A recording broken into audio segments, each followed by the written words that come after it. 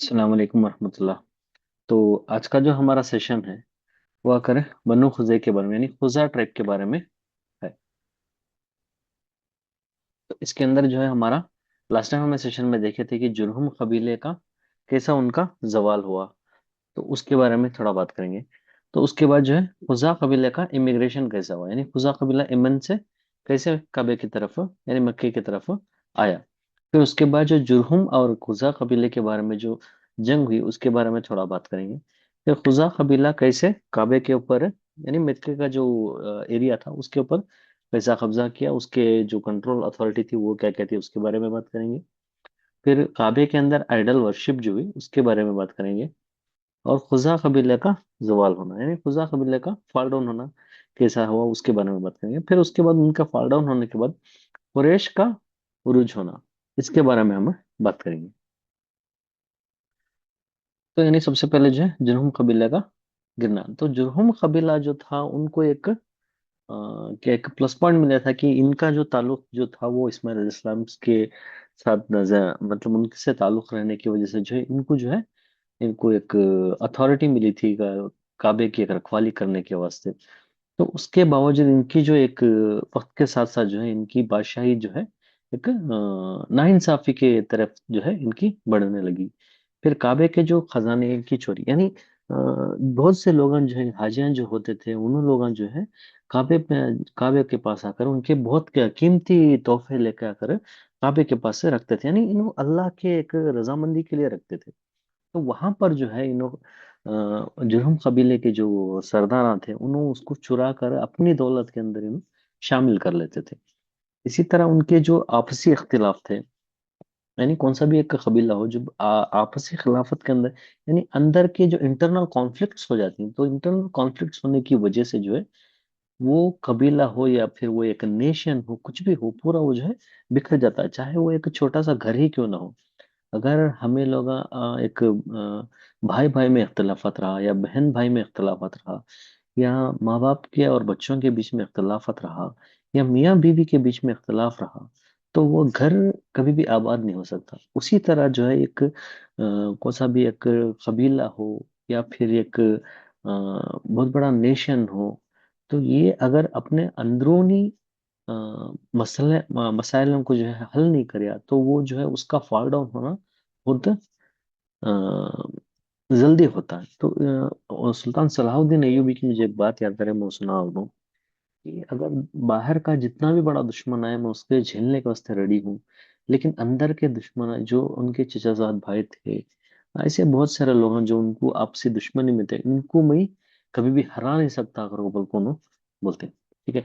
तो ऐसे एक मेन रीजंस थे जो जुर्हुम कबीला जो है बहुत कमजोर होने लगा था।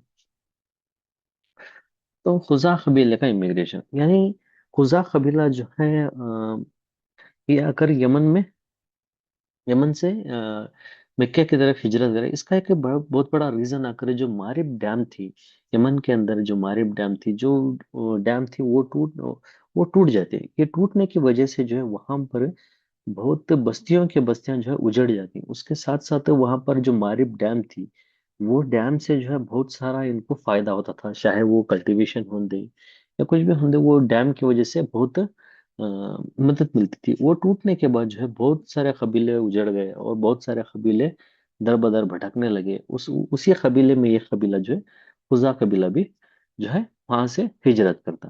तो हिजरत करने के बाद जो है मक्का के काबे के यानी मक्का के नजदीक में जो है आकर उनका बसेरा शुरू कर दी।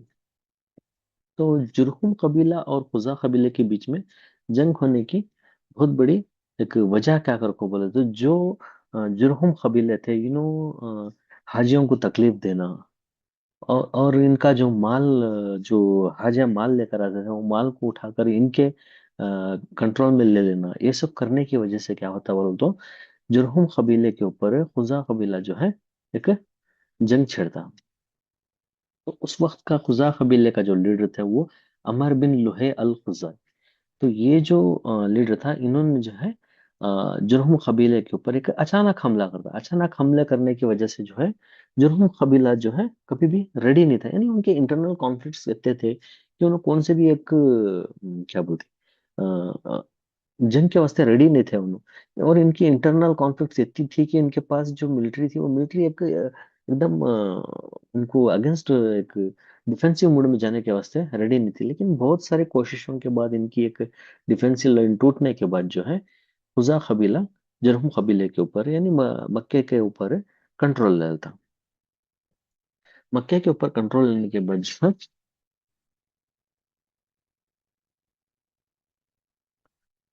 मैं फोन करता रहा कारण था।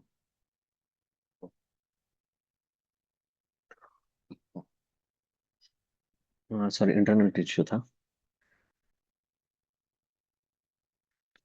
और इसके बाद जो है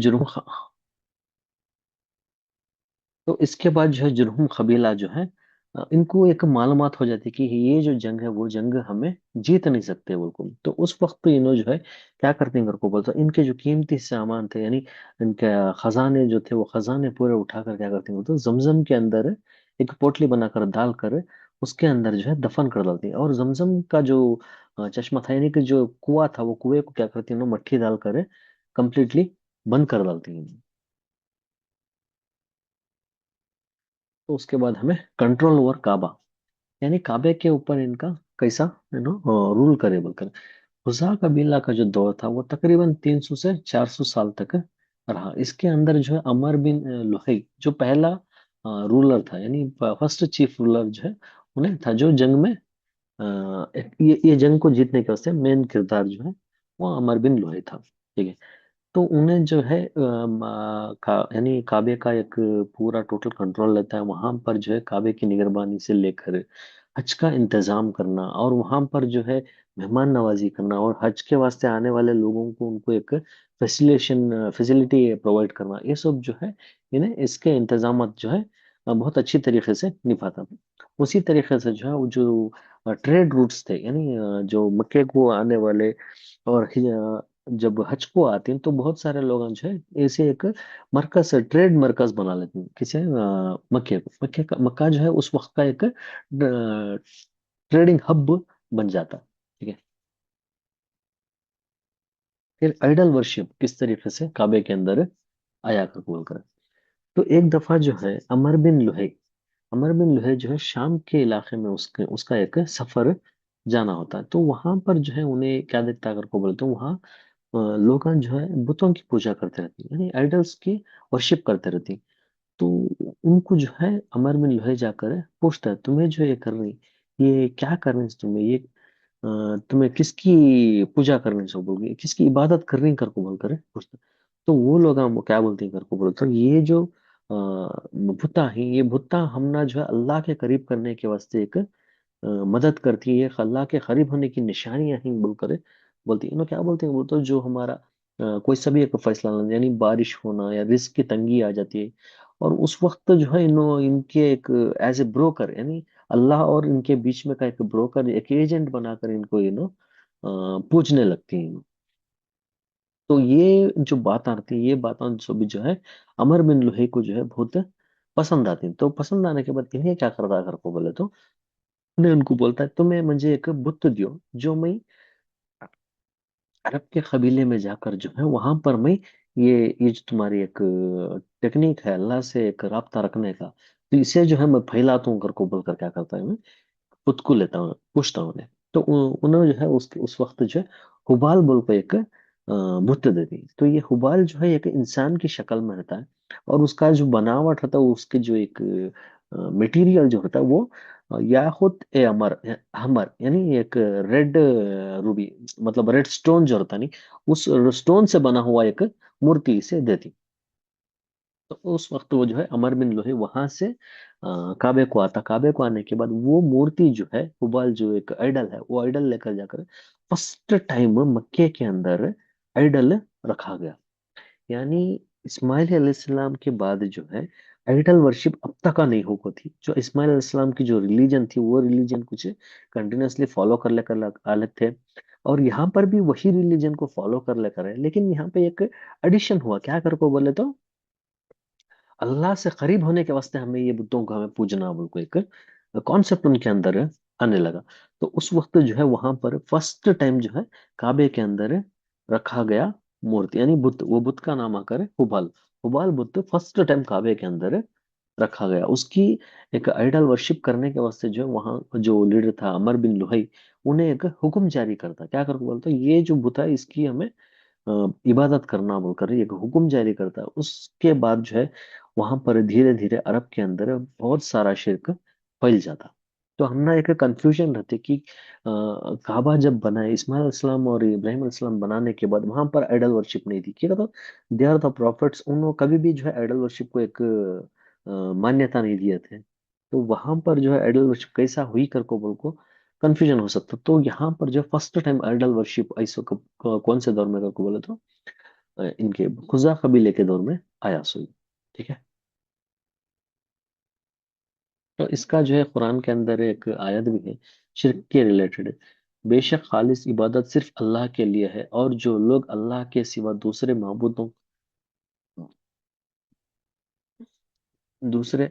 दूसरे माबूद बनाते हैं, ये कहकर कि हम उनकी इबादत सिर्फ इसलिए करते हैं ताकि वो हमें अल्लाह के करीब कर दे, तो यकीनन अल्लाह उनके दरमियान फैसला करेगा उन बुतों में जिनमें वो करते रहे।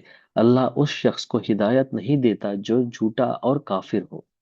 तो सूरह जुमर के आयत नंबर 3 के अंदर ये अल्लाह सुब्हानहू व तआला बता कर है।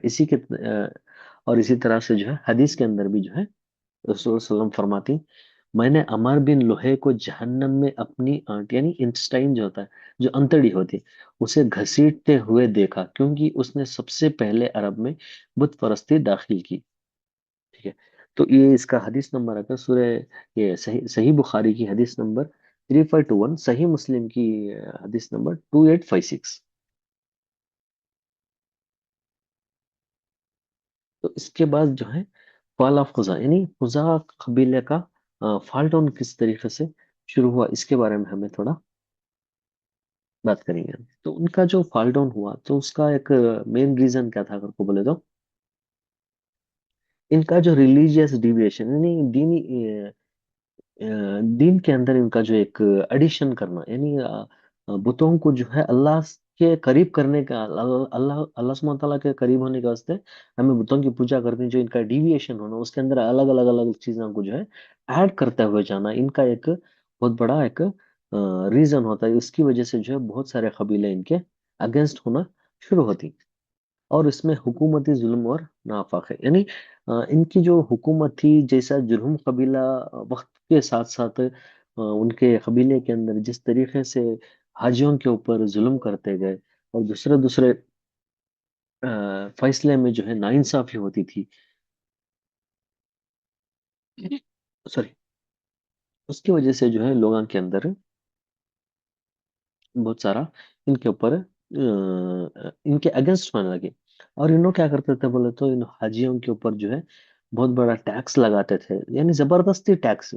अब जैसे इंडिया के अंदर जीएसटी 28%, अलग अलग चीजों पे 28 18 ऐसा लगा कर जितना वैलिड नहीं है टैक्स, उससे ज्यादा टैक्स लगाना, ऐसा चीज जो है इन लोग क्या करते थे, हाजियों के ऊपर जो है बहुत ज्यादा टैक्स लगा कर उनसे हदिया लेना। अ, यानी टैक्स एक लॉफुल टैक्स लेते थे, यानी उनके हिसाब से लॉफुल था वो। फिर उसके बाद हदिया भी इनको देना था, कि यानी अगर हज करने आने का बोले तो कुछ अलग हदिया इनको भी इनको देना था। ऐसे इनकी एक नाइंसाफी की वजह से जो है इनके ऊपर बहुत सारा एक लोग जो है इनके खिलाफ होने लगे।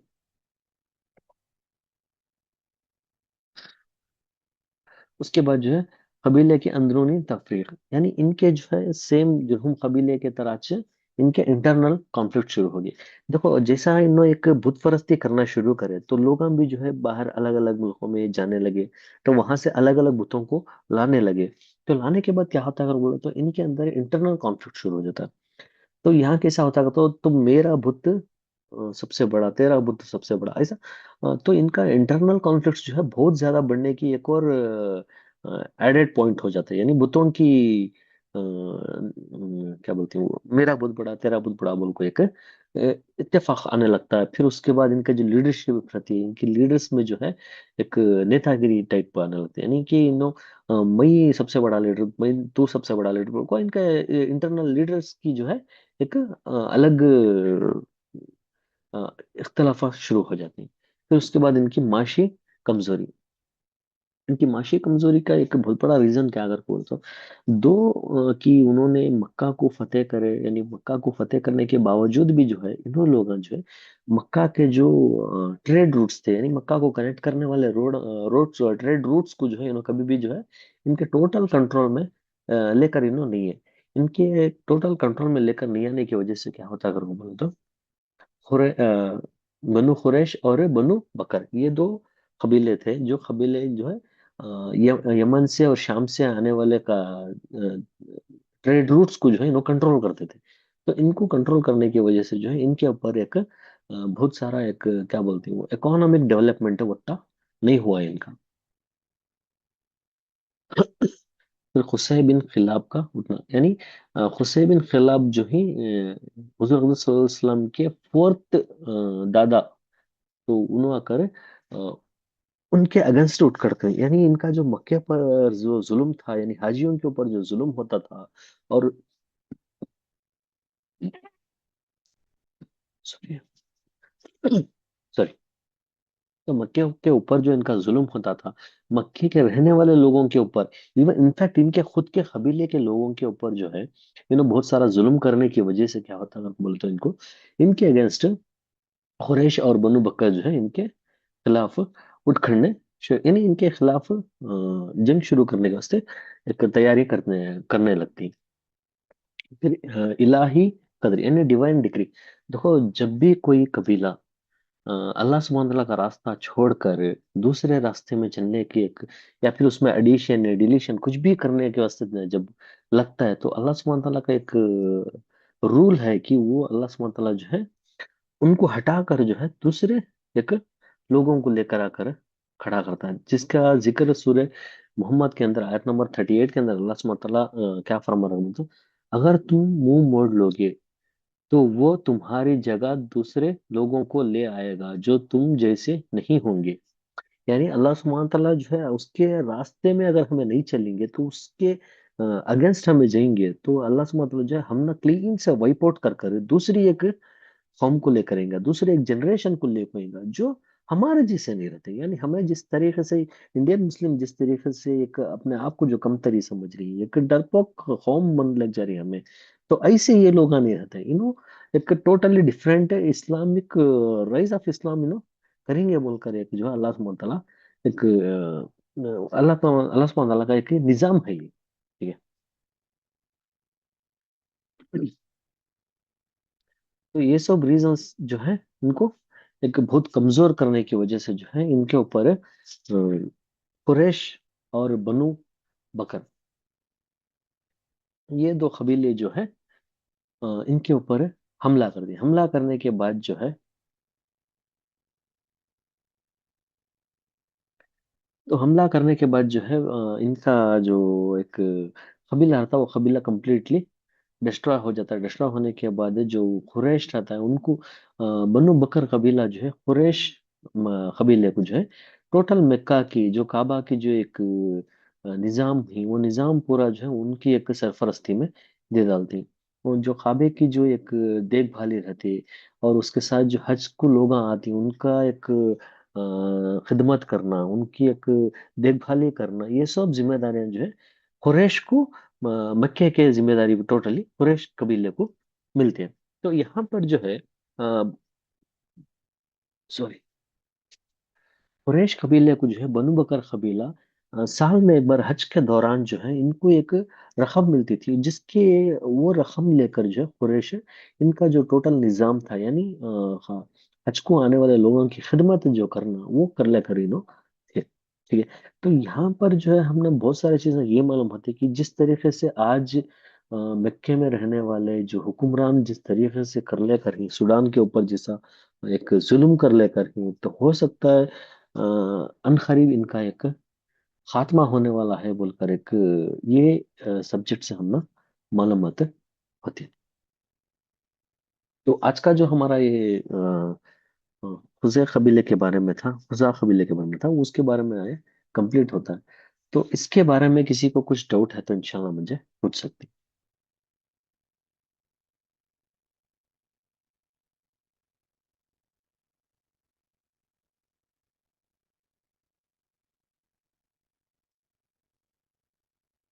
से भी कोई डाउट नहीं है क्या?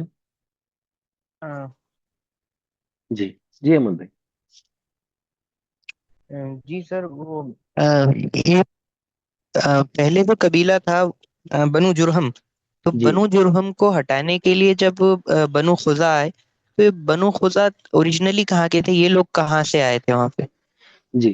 बनो खुजा जो है, they are originally from Yemen, यानी यमन का इनका ओरिजिन था। यमन से इनो जो मारिब डैम थी, जो मारिब डैम एक पानी का जो एक डैम था, वो टूटने की वजह से बहुत सारे यानी कबीले जो थे, जो वहां पर बसते थे, वो पूरे जो है बिखरने लग गए। बिखरने के बाद जो है कुछ कुछ लोग जो है उनका एक हिजरत करे, उन्होंने अलग अलग जगह पर गए। वहां पर जो है इनका एक खुज़ै कबीला भी उनमें से एक था। तो वहां पर जो है उन्होंने मक्के के करीब इनका फर्स्ट हिजरत होता है। तो वहां पर उन्होंने उनका कबीले को डेवलप करते हैं। उसके बाद वहां पर देखते हैं कि इनका जब हज का दौर होता है, तो वहां पर जो बहुत सारा जुल्म होने होता रहता था। तो वो वजह से इन्होंने जो है मक्के के ऊपर एक जंग करते हैं।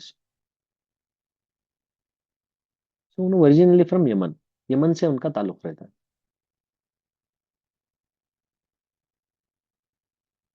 तो फिर इन्होंने टेक ओवर कैसे किया वो ओरिजिनल वाला कबीला था? कौन सा जुर्म कबीला? हाँ जी, हाँ, बनु जुरहम को। हाँ, बनु जुरहम जो है वो इस्माइल अलैहिस्सलाम का ससुराल का कबीला रहता है ना।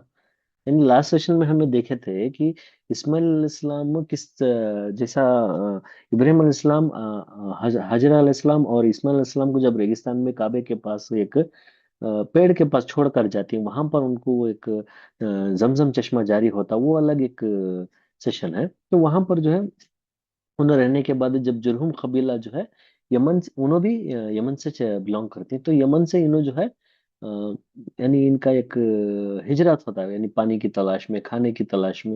इन्हों अलग जब हिजरत करते हैं तो वो वक्त इन्हों देखते हैं कि यहाँ पर एक चश्मा रहता है, यानी वो जमजम का चश्मा रहता है। वहां पर जाकर उन्हों हजर अलैहिस्सलाम के साथ बात कर कर, एक नेगोशिएट कर कर वहां पर उन्हों उनका कबीला कायम होता। सो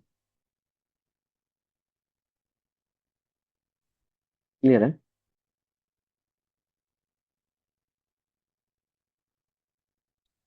अहमद भाई?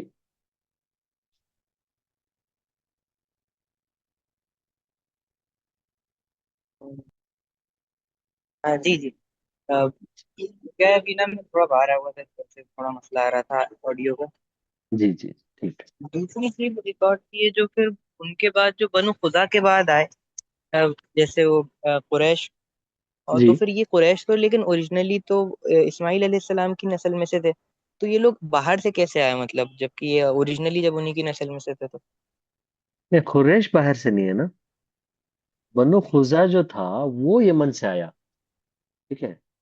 कुरैश जो थे वो इस्माइल इस्लाम की कौम, इस्माइल इस्लाम की कौम क्या होती है, इस्माइल इस्लाम के 12 बेटे थे। तो 12 बेटों के रहने के बावजूद भी जो है उन्हों जो है उनका एक power of authority over the Kaaba उतना नहीं रहता। तो उनके जो ससुर थे जुरहुम, उन्होंने को वो मक्के की एक कंट्रोलर टेक ओवर करती हैं। तो वहां पर जो है उनके जो बेटे थे उन्होंने बिखर को अलग अलग हो जाती हैं, अलग अलग जगह पर बस जाती। ठीक है। तो उसके बाद जो है इन्हों बन्नु खुजा आते हैं। सो बन्नु खुजा आने के बाद इनका एक जुल्म देखने के बाद जो खुरैश रहती यानी मक्के के आसपास कबीलों में रहती, मक्के में नहीं रहते इन लोग। ये तो आसपास जगहों पर रहती हैं। तो उसके बाद इन्हों बन्नु खुजा पर एक रेबेल होकर उसके बाद इनको खत्म कर कर इन्हों जो है मक्के के ऊपर टोटल कंट्रोल लेती। उससे पहले इनका कंट्रोल, टोटल कंट्रोल नहीं रहता इनका। और ये जो पहले बनु खुजा ने बनु जुरहम को हटाया और फिर वो कुरैश ने बनु खुजा को हटाया, तो इन्होंने क्या जंगे हुई थी या फिर कोई और तरीके से कुछ इन्होंने करा था? जंगे हुई थी। बनु जुरहुम और बनु खुजा के बीच में जो है जंग हुई थी। अचानक हमला हुआ था, खुजा जो है अचानक हमला कराया था। अचानक हमले की वजह से जो जुर्हुम कबीला उतना प्रिपेयर नहीं था कि इनका एक डिफेंस मोड में यानी टोटल डिफेंस कर सके। लेकिन अचानक हमला होने की वजह से इन्हों एक फिर भी एक हद तक इन्हों कंट्रोल करती, कौन है, जुर्हुम कबीला। लेकिन उसके बावजूद भी जो है इन्हों फेल हो जाती, इन्हों हार जाती। ये जंग होती है सही।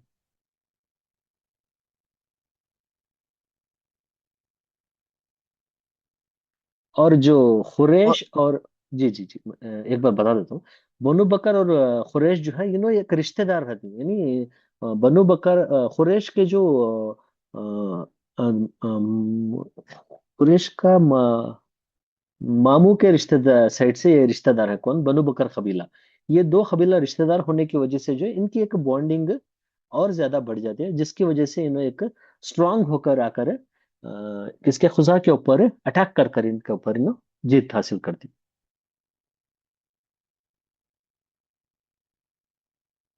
जी हमें भी कुछ कह रहे थे। जी, मैं वो बस वो कुरैश के बारे में पूछ रहा था। फिर कुरैश ने फिर बनु खुदा से जंग की जब उनका वो जुल्म बढ़ गया। जी करेक्ट। ठीक ठीक।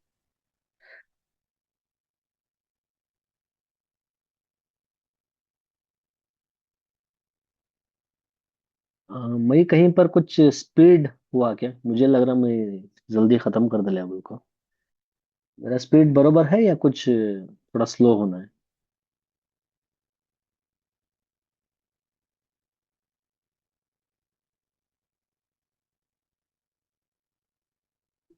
ईद का तो मेरे ख्याल में इतना इशू नहीं था।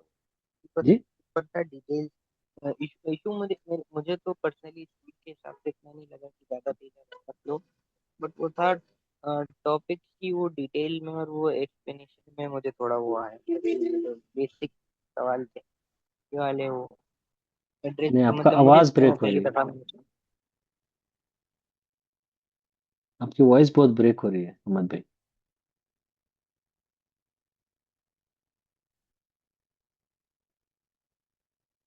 बेहतर है। जी तो स्पीड का तो इतना ज्यादा इशू मुझे नहीं लगा। इशू तो बस वो डिटेल्स के अंदर थोड़ा सा था कि वो आप अगर एक एक के ऊपर ना थोड़ा सा और उनका जैसे उन्होंने जुल्म करा तो उन्होंने मतलब किस चीज के अंदर उनके अंदर क्या खराबी आ गई पर्टिकुलरली। और उनकी वो एक एक डिटेल एक्सप्लेनेशन के अंदर थोड़ा सा टाइम देता वो वाली चीज थी। वो भी बेसिक से सवाल थे ज्यादा उससे डीप जाने की भी जरूरत थी। बाकी तो बढ़िया था। जी, एक्चुअली मैं टाइम कंस्ट्रेंट की वजह से मैं थोड़ा, नहीं, इनके फाल ऑफ खुजा के अंदर भी जो है मैं डिटेल उसमें पीपीटी में बता कर हूँ कि इनका जो रीजंस थे, मेन रीजंस क्या थे बिल्कुल। इनका एक मेन मेजरली रीजन क्या था अगर बोल तो, जब इन्होंने काबे के अंदर जब मूर्तियां लेकर आकर रखे, तो ये सबसे बड़ा इनका एक ड्रॉबैक था। इनका 300-400 साल के अरसे के अंदर भी वेरी फर्स्ट, मुझे लगता है इस 10-20 साल के अंदर, स्टार्टिंग के 10-20 साल के अंदर ही चलो जो है मूर्ति पूजा जो है, यानी आइडल वर्शिप स्टार्ट कर डाले थे। उसकी वजह से पहले से इनके खिलाफ बगावत छोटी छोटी होले करती, तो बढ़ते बढ़ते इनका जुल्म बढ़ने लगा। फिर हाजियों के ऊपर जुल्म होने लगा, क्योंकि और बोलते हज जो है इब्राहिम अलैहिस्सलाम के दौर से जो है हज स्टार्ट हुआ था। तो उसके बाद जो है वो हज के एक हाजियों को जो है एक अलग लेवल पर देखते हैं। आज भी जो है हाजियां बोले तो एक अलग इस लेवल पे, उनके एक अलग स्टेटस पे हमें लोग देखती। तो जब उनके ऊपर वैसा जुल्म हुआ, तो ये जुल्म जब बढ़ने लगा और इनका एक नाइंसाफी का तरीका, यानी इंसाफिश नहीं था इनके कौन से भी एक फैसलों के अंदर, तो वहां पर जो है कुरैश और बनु बकर जो है एक क्या बोलते हैं, एक हायर, थोड़ा बहुत हायर अथॉरिटी रखने वाले लोग हैं। इन्होंने जो है इनको एक कंप्लीटली इनको खत्म करना बोलकर एक रेबल होने की वजह से जो है वहां पर एक जंग होती सी। क्लियर है नहीं?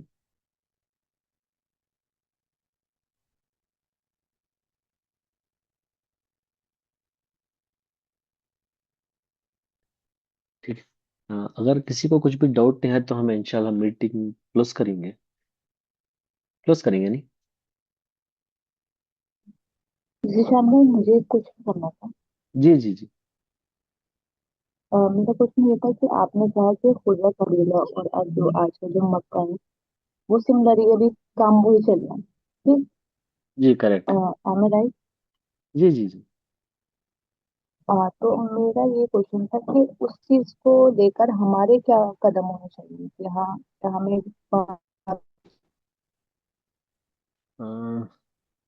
चीज को लेकर we have to speak about that, कि जिस तरीके से हमने फलस्तीन को लेकर डिफेंड करे, उसका इसराइल को प्रोडक्ट जो बेकॉट करे। इसी तरह से हम लोगों को एक और रास्ता ढूंढना चाहिए कि सऊदी अरेबिया को हम लोग, वहाँ की जो हुकूमत है उस हुकूमत को हमें किस तरीके से उनको समझा सकते हैं कि इंसाफ पसंदीदा लोग आज भी हमें जिंदा हैं बोलकर हमें किस तरीके से उनको बता सकते हैं। ये एक हमें एक स्टेप उठाना है।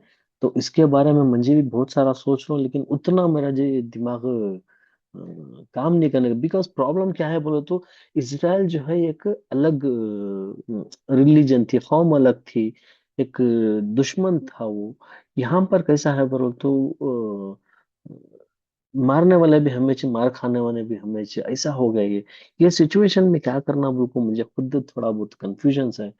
तो हमें लोग जो है इसके बारे में एक बहुत सारा चर्चा करेंगे बोले तो इंशाल्लाह उसके बारे में हम लोग कुछ हो सकता है इंशाल्लाह अल्लाह सुब्हान ताला जो है छोटे छोटे फैसलों को जो है उठाकर काम की एक जगह पर यहाँ तक कि फतेह हासिल करने के वास्ते भी जो है वो फैसलों को जो है अल्लाह सुब्हान ताला एक मॉरल बना देता है, एक क्या बोलते हैं, जैसा सफा मरवा का हमने देखे रिसेंटली सेशंस में। हाजिर अलैहिस्सलाम को शायद मालूम भी नहीं था कि उनका जो एक सफा और मरवा की तरफ का जो एक सफर था, उस सफर को अल्लाह सुब्हानहू तआला जो है कयामत के दिन तक उन्हें मुकर्रर कर डाला है। कोई भी हाजी जो है जब तक सफा और मरवा खत जैसा हाजिर अलैहिस्सलाम करे वैसा हमें नहीं करे, अगर को बोलता हमारा हज्जिश नहीं होता। उस तरीके से हमें भी लोगों जो है उस बारे में सोचना है, हम बात करना है आपसी हमारे हमारा हमारे लोगों के अंदर, हमारे हमारे जो अड़ोस पड़ोस के अंदर बताना है कि सऊदी अरबिया का जो जुल्म है वो किस तरीके से चलने का है, ये बताते रहेंगे बोले तो वो जब तक एक पब्लिसिटी नहीं होगी, होने के बाद जो है वहाँ की हुकूमत के ऊपर भी प्रेशर आ सकता है। जब हमें प्रेशराइज करना, हमारे छोटे छोटे लीडर्स को हमें प्रेशराइज करेंगे, चाहे वो कॉरपोरेटर हो, एमएलए हो, जो जो एटलीस्ट हमारी सुन सकता है, तो ऐसे लोगों को हमें कम्प्लीटली एक ग्रुप बनकर एक प्रेशराइज करेंगे तो शायद हो सकता है वो डिस्कशंस हमारे हमारे जो हुकूमत है, हुकूमत बात करने लगी करको बोले तो हो सकता है हमारी इंडिया की हुकूमत बात करना बहुत मुश्किल है। आई डोंट नो किस हद तक ये मुमकिन है, लेकिन जब बात करेंगे तो शायद हो सकता है वो लोग सऊदी अरबिया को यूएन के अंदर एक बात भी अगर उन्होंने उठाया तो शायद हो सकता है उन लोगों को जो है एक थोड़ा बहुत पॉज होने का एक मोमेंट मिलेगा बोल को मैं सोचता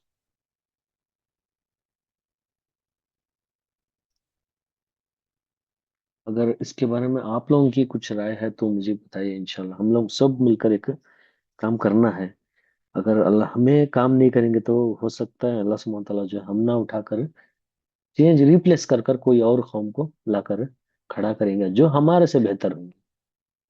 तो ये नहीं होना कि हमें जो है कुछ भी नहीं बोल को हमें नहीं समझना है, हमारा जो एक आइडेंटिटी क्राइसिस है उसमें हमें नहीं जाना है।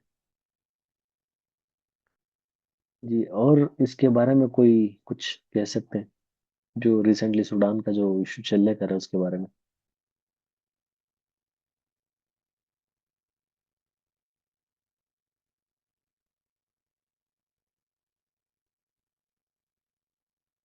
हाँ, मीटिंग का टाइम भी क्लोज हो गया है, शायद टाइम खत्म होने पे है। इंशाल्लाह हमें क्लोज करेंगे।